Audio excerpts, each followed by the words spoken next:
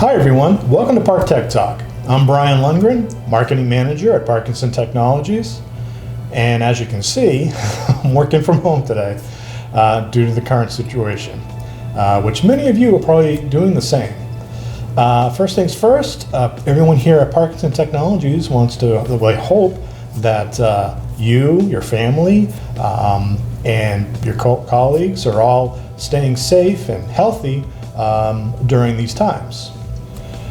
So during this segment, I wanted to discuss calculating the throughput of discontinuous screen changers.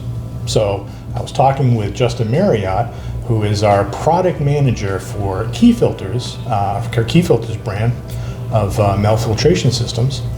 And we were discussing how a lot of times in the initial install of an extrusion line, they'll use a discontinuous screen changer, like a manual or a slide plate, and it makes perfect sense at the time. However, over time, you may find that you're losing a lot of time and material because of a lot of shutdown. And there's a lot of different reasons for that, and we'll get into that. But what happens is, you need to think about possibly upgrading to a continuous system. So let's take some time to talk about that, and then we'll see if we can get Justin Marriott on the video chat and to discuss it a little bit further. Many times when a production line is installed, it makes sense to have a discontinuous screen changer, such as a manual or a slide plate. These types of screen changers are ideal if you're running low throughput. However, as your facility ramps up production, you'll soon find that these low-cost options come with restrictions in the extrusion process. Discontinuous screen changers require the extrusion process to shut down when the extrusion pressure reaches a critical level. If you're experiencing increase in the number of shutdowns during the week, you're probably experiencing a loss. So now let's see if we can get Justin Marriott on the on video chat, and I'm going to ask him a few questions. One of those questions is going to be about how to calculate the throughput of a discontinuous screen changer. So let's see if he's available. Justin, how you doing? I'm good. How are you? I'm good. I see it's a beautiful day in your backyard there. It's a great day. Finally a nice day here in New England. Winter's been long. Didn't get a lot of snow, but man, we just couldn't get warm. But so, days like this and working from home during this COVID situation, I just want to work out in the deck. Nice. That's great. So I wanted to call you and just to talk about how discontinuous screen changers such as manual and slide plates, they're ideal when you initially install the extrusion line. However, the customer might find that they're shutting down more often, and they might be going to like a 24-hour environment, or they might be changing their material, adding post-consumer material, and so on.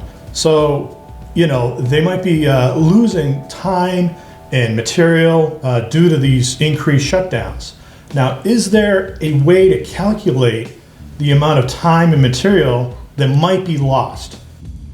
Yeah, it certainly is. If you can sit down and understand how many days you operate out of the year, how long you operate each day. In other words, are you running, like you said, in a 24-hour environment? Or are you doing 2 shifts, maybe 16, 20 hours per day, whatever that may be? And then you understand how many days or how many times during that day you're shutting down to make that screen change. And then the last puzzle is, how long does it take you to perform that screen change? In other words, take out that screen pack and start back up, as well as what is your throughput that your extruder is running at. Once you have all of those, you can use that to calculate fairly easily generally how many pounds of material are you losing per year due to shutting down your screen changer, or as well, what's the revenue that you're potentially losing out on that you could be reclaiming back if you weren't having to do those shutdowns. Okay, nice. So is there a simple tool that the customer could use to see or to calculate what you just explained and see it, if they are losing any of these time and material or any resources? Yeah, there certainly is. We've had one internally ourselves that we would work with our customers directly, but we recently just ported over a lighter version of that onto our website. And you can go to our KCH website, and from there you see the simple calculator, and you can input the parameters that I had just spoken about. And what that will do is give you a really good ballpark of how much money are you losing and pounds of material you're losing, and it can really give you an idea of, it's discontinuous screen changer losing out on a good amount of product that you could be making. Excellent. So if the customer is losing a significant amount of resources, like the time and materials, what can they do? What can be done? Yeah, if you have a discontinuous screen changer, like you said, generally it's your manual screen changers, your slide plate screen changers, and occasionally some dual bolt style screen changers that are causing you to shut down whenever the pressure gets to a certain point and you have to make a screen change. Your next step up would move to a fully continuous screen changer, such as a continuous belt style screen changer that we produce here at Key Filters. What that's going to do for you is, instead of allowing that pressure to rise over time until the point you have to shut down and change out the screen pack, is on a continuous belt, there is no screen pack. We have a roll of screen, and it's going to automatically advance that screen across that breaker plate, keeping very uniform pressure, but it will allow you to run long amounts of time because you have such a big roll of screen at your disposal. So it's unheard of to go 1 month, even to 3 months of runtime on a continuous belt screen changer without ever having to shut down, therefore gaining back a lot of material that you ultimately would be losing with the discontinuous. Okay, excellent. So a continuous belt screen changer is the way to go. Yeah, if you're finding that you have a large issue on shutdowns, and you kind of go to our website and do a simple calculation, just get you the ballpark, from there I would definitely recommend contacting us at Parkinson, talking to one of our engineers. We have a much more thorough calculator in-house that we can run through you and actually dial in the screen changer size right for your application, along with give you a good ballpark of how long can you go on a continuous screen changer before you exhaust that 120-foot roll, somewhere in that 1 to 3 months range, as well as we can pull in what you're paying currently for your screen packs versus compared to our reverse Dutch weave type of screen that we use. And give you a really good picture of what kind of savings you're looking at and what's your return on investment by going to a continuous. Awesome. Okay, Justin, thank you so much. Hey, listen, you be safe, stay healthy, and enjoy that beautiful weather.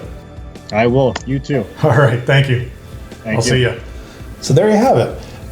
If you've done the calculations and you see that you're losing resources like time and material, it's probably time to upgrade to a continuous screen changer. And like Justin said, you can't go wrong with a continuous belt screen changer, like the Key Filters KCH. Some of the benefits of the KCH, it really is a true continuous system with little to no monitoring. It's been tested on all common thermoplastics, TPE material, and it's got a uniform and controlled screen movement.